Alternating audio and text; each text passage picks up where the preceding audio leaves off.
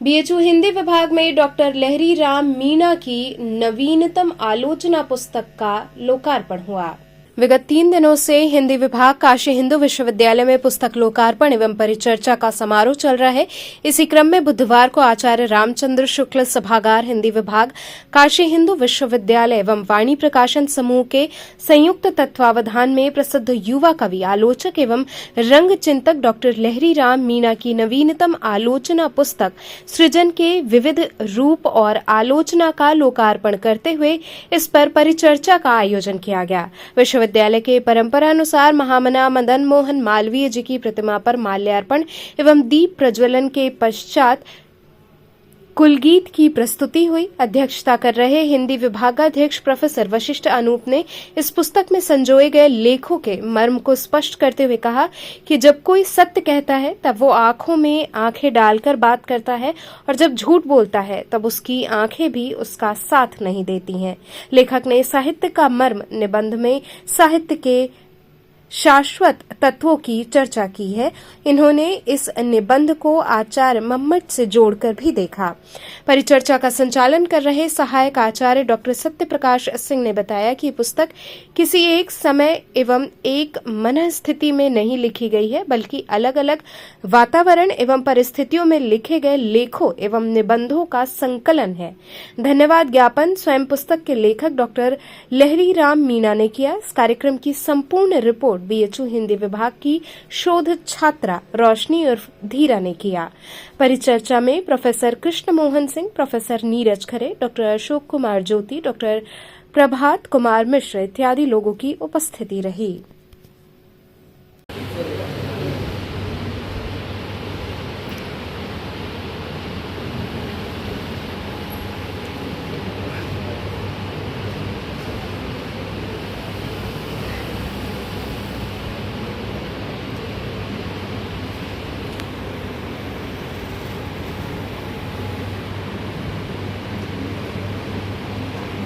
आज जो मेरी ये पुस्तक आई है, सृजन के विविध रूप और आलोचना, ये साहित्य में हर काल को ध्यान में रखते हुए इस पुस्तक की रचना की गई है। और ये पुस्तक मध्यकाल में आंडाल को शुरुआत करती है। आंडाल से होते हुए भारतेंदु हरिचंद, गांधी जी पर,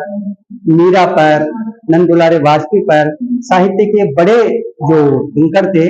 इनको विशेष रूप से इसमें रखा गया है। क्योंकि वर्षों से जब मैं दिल्ली यूनिवर्सिटी में अध्यापन कार्य करा रहा था, तब से मेरे मन में बार बार इनको लेकर के इच्छा थी कि इन पर कोई एक ऐसी मुकम्मल सामग्री साहित्य में देखने को नहीं मिलती है। और यही एक चिंता मेरी और यही एक सोच थी कि मैं एक मुकम्मल सामग्री के रूप में आंडाल से लेकर के मीरा और नंद दुलारे वाजपेयी होता हुआ नंद किशोर आचार्य जी, जो आज के समय के सबसे बड़े गांधीवादी चिंतक है, उन तक मैं साहित्य में उनके विचारों को, उन सभी रचनाकारों को एक पुस्तक में इसको मुकम्मल रूप से लाऊं। ये पुस्तक वाणी प्रकाशन से आई है और इसका सबसे अच्छा यह है कि इस पुस्तक में एक काल का रचनाकार नहीं है, हर काल का रचनाकार है और उन्हीं रचनाकारों को बहुत विस्तृत रूप से इसमें लिखने का प्रयास किया है। और फिर तो आगे तो आप पाठक लोग जब इस पर प्रतिक्रिया देंगे तो आगे की रचनाओं में उस प्रतिक्रियाओं को ध्यान में रखते हुए मेरी रचनाओं का एक उद्देश्य होगा। और मेरा जो लेखन है वो लेखन आलोचना ही नहीं है, काव्य भी है। और रंगमंच के क्षेत्र में, नाटक और रंगमंच के क्षेत्र में मेरी लगातार उसमें रुचि रहती है। अभी कुछ दिनों पहले हमने बहुत बड़ा नाटक का निर्देशन भी किया था रंगभूमि के 100 वर्ष के उपलक्ष्य में, तो उसमें बहुत अच्छी दर्शकों की एक हमको उम्मीद मिली थी। तो ये 3 विषय मेरे साहित्य के रहते हैं, नाट्य चिंतन, आलोचना और काव्य। इन्हीं में मैं लगातार मेरा सृजनात्मक जो लेखन है या विषय है, उसमें अनवरत रूप से मेरा प्रयास रहता है कि मैं ज्यादा से ज्यादा नया से नया अपने विद्यार्थियों को उपलब्ध कराऊं। साहित्य जगत को मैं एक युवा होने के नाते, जो एक टीचर होने के नाते, एक कह सकते हैं कि अब एक रचनाकार के रूप में मैं अपनी जो सामग्री है, अपनी जो सोच है, अपना जो चिंतन है, समाज में जो तमाम तरह की जो घटनाएं घट रही है और जो वर्तमान में जो हमारे जीवन का जो यथार्थ है, उस यथार्थ को बड़ी बेबाकी से, निष्पक्षता से अपनी रचनाओं के माध्यम से मैं जनता तक पहुंचाने का, विद्यार्थियों तक पहुंचाने का मेरा एक छोटा सा लघु प्रयास है। जी, तो डॉक्टर साहब इस बात को तो सोच रही है कि हर बात को इस बात से काम होगा, इंतजार है आपसे कुछ आपके मैं जानना चाह रहा हूँ डॉक्टर से कुछ ऐसा अनुभव आपको रहा है जो आपको लिखने के पीछे जो आप करना चाहते हैं कुछ ऐसा हमारे लिए आपके किसानों को रहा हो। इसमें मेरे 2-3 अनुभव इस किताब को लेकर के बड़े रहे हैं। इसमें सबसे पहले जब एक बड़ा लेख है भारतेंदु हरिश्चंद्र पर, और आज मैं भारतेंदु हरिश्चंद्र की धरती से ही बोल रहा हूँ। मैं जब दिल्ली यूनिवर्सिटी में जब एमफिल कर रहा था तो मैंने भारतेंदु हरिश्चंद्र का विषय लिया और मैंने देखा उसके अध्ययन के बाद में कि एक 35 साल का एक युवा आजाद, मतलब भारत आजाद नहीं है, गुलामी में इतना कुछ लिख सकता है, हमारे समाज के लिए, हमारे समाज को इतना जागृत कर सकता है, तो मैं क्यों नहीं कर सकता। आज के समय में इतने संसाधन होने के बावजूद, इतनी सुविधाएं होने के बावजूद मैं भी अपना कहीं ना कहीं थोड़ा बहुत समाज में या साहित्य में जो योगदान दे सकता हूँ, वो उसी उद्देश्य से मैं अपनी ये रचनाएं लिखने का मेरा एक प्रयास रहता है। कुछ जो लेख है इस पुस्तक में है, उन लेखों के पीछे लिखने का एक कारण ये भी है कि मैं जब एमए की कक्षाओं को पढ़ाने के दौरान महसूस करता रहा हूँ कि बच्चों के पास सामग्री का अभाव रहता है। कई बार वो सामग्री नहीं मिलने की वजह से वो उस